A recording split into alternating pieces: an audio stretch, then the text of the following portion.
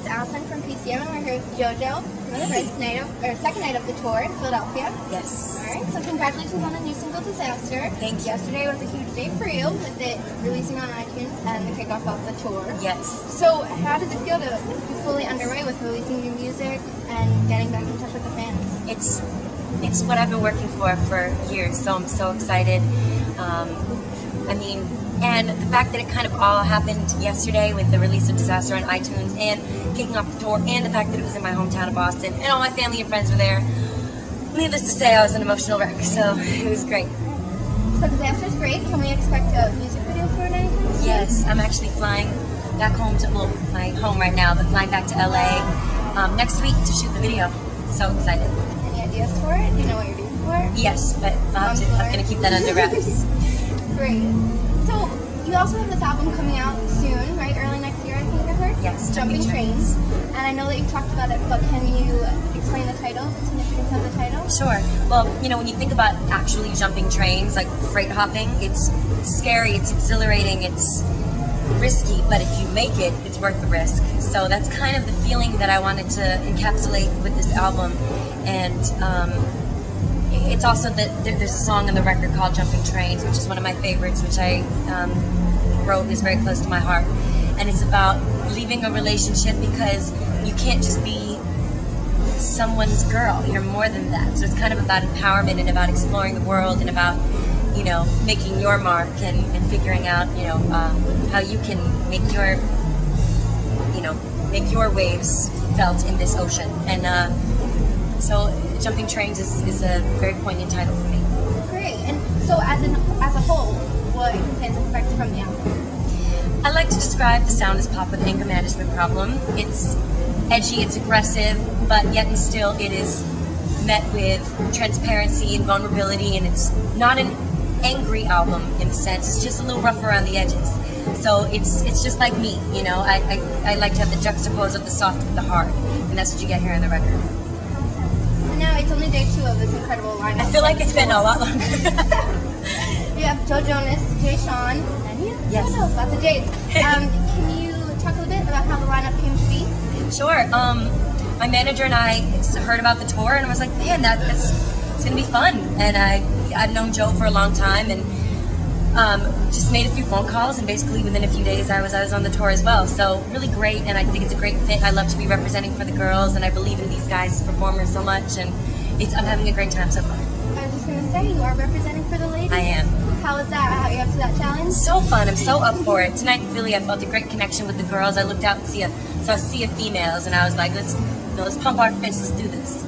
And you did just finish your set. So when you're getting on stage, what's going through your mind just before you take the stage? Well, I really needed to go to the bathroom. I needed to go number 1, but I couldn't because I was wearing tights and a leotard and little shorts and heels. And I was like, darn it, I gotta wait till I get off stage. So really what I think about before I go, I pray with my band and my team, and then I kind of just center and be by myself, and I just tell myself, it doesn't serve you to be nervous.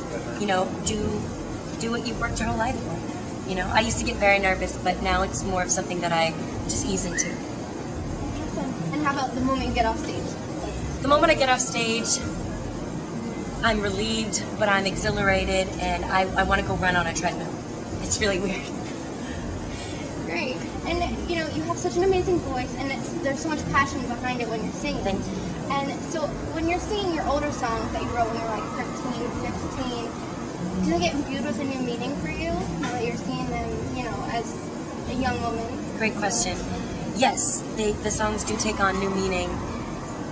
Like even Too Little Too Late. I have a lot more attitude when I sing that now, and I kind of laugh things off. Like when I'm listening to the lyrics, and I'm like, is it in Too Little Too Late? I said, now you want to communicate? I'm like, you know what I mean? I'm just a little more, I guess, jaded in the sense of what I bring to the lyric. As opposed to when I was 15, I was like, now you want to communicate? Oh, like, now, it just feels more like I'm living it, I'm owning it. So it does take on a bit of a new connotation. So how do you prepare for a tour? Are there certain things that you can't live without on the road? Yes, there are a few things I can't live without.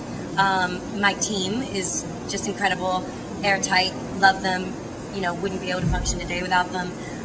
Also, certain items, like I need extra virgin olive oil. I shoot at least one capsule before I perform. I've maybe shot like 3 today of just capsules of extra virgin olive oil, and it just coats. Some people eat potato chips for the same reason, but I'm just gonna go straight to the source with the oil. I also like apple cider vinegar. It's a great antiseptic for the throat. I need hot tea, throat coat. I need music. I need my phone. I need books, and really that's it. Yeah. Pretty simple. And now, are there any memorable experiences for you from a previous time you've been in Philadelphia? I really, really like Philly. I'm not just saying that because I'm here. I mean, look at what's behind me. This is my kind of town. This is my kind of city. It's so artsy, and there's so much soul, and I love the small streets, and it's a colonial city just like Boston, which is, my favorite city. And it's just so cool. There's just cool cats here. I just love it. And I'm trying to think of a great memory here. I mean, years ago I came here with my band, and we went shopping. I don't know, what's the name of this street? South Street. South Street. We went shopping on South Street. And it's so cool. And we ate at Johnny Rockets. And I think we went to Ishkabibbles, which is where I got a cheesesteak today. And I just love it. I just love the soul of Philly. I really do. You had a really good Philly experience. I had a really great Philly experience. So obviously the album and the tour and the music are the focus of your attention right now. But do you expect to see yourself getting back into acting someday? Yeah, definitely someday. I really love to act. It's been on my mind recently, but definitely putting my attention and focus into this album because I've worked so hard on it, and I really want to make sure that I can promote it in the right way and really give it all my attention and energy. But in the future, absolutely. Definitely want to act. Awesome. That's great to hear. So our site is Pop Culture Madness. So we love all things pop culture. Sounds like you do too. Yeah. Books, movies, you got everything going. So are there any aspects right now of pop culture that you just can't get enough of? Okay, I really love the Real Housewives thing that's happening. Beverly Hills is my favorite. Because I live so close to Beverly Hills that a lot of the places that they go to, or a lot of just their characteristics, I'm like, oh, I know those women. I see them walking around, and I'm like, oh my gosh. So I love it. Love Real Housewives, love the Bravo programming, and that's kind of my obsession. Great. How about anything you can't get away from soon enough? Anything I can't get away from soon enough? I think I'm ready for like mindless dance music to kind of make its way out. It's fun, but some of it is really, really just like kind of insulting, to be honest. So. Yeah. And you mentioned that you have books, you read books Yes. before you need them on tour.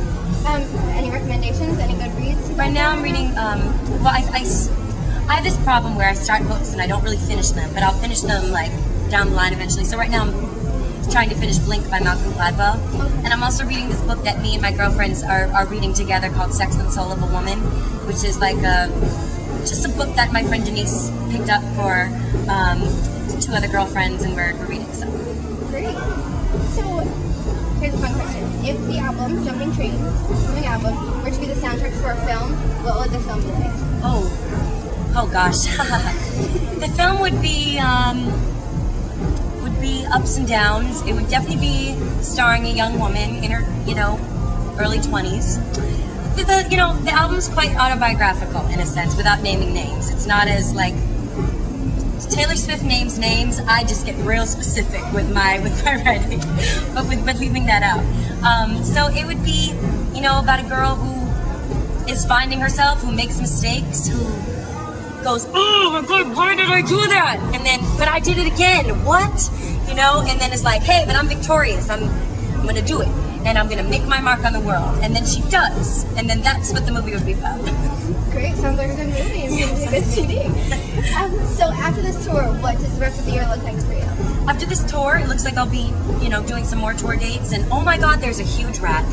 Oh my gosh. It's massive. Hey, Philly.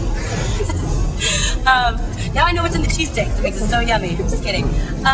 Yeah, I'll be doing some more tour dates, shooting more videos, and touring internationally, promoting internationally, and then probably top of the year the album will be released, and then I'll get back in the studio and do it all again. Great. And so what's the best way for fans to stay up to date with you? Best way is to follow me on Twitter, which is JoJo is the way. I'm dumb and irreverent and over analytical and I just say whatever I'm thinking. So, you know, slice of my mind right there. Wonderful. Thanks so much for talking with me, Snake. Thank Do you you. have a final message for the viewers of Pop Culture Madness and your fans? Sure, Pop Culture Madness, thank you so much for rocking with me. I love Philly, had a great time tonight. So, you know, keep up with me on tour, JoJo is the way, and hopefully I'll see you on the road.